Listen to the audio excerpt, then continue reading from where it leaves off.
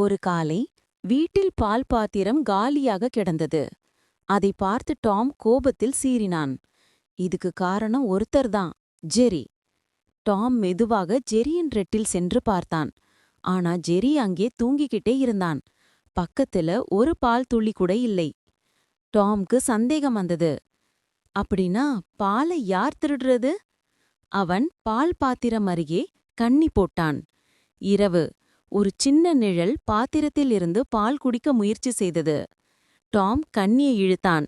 ஆனா அதில் சிக்கினது ஜெரி இல்லை, ஒரு குட்டி பூனை. ஜெரி சிரிச்சுக்கிட்டே வந்து சொன்னான், பார் டாம், எல்லா தவறும் எனக்கு தான் வைக்காதீங்க. டாம் வெட்கப்பட்டான்.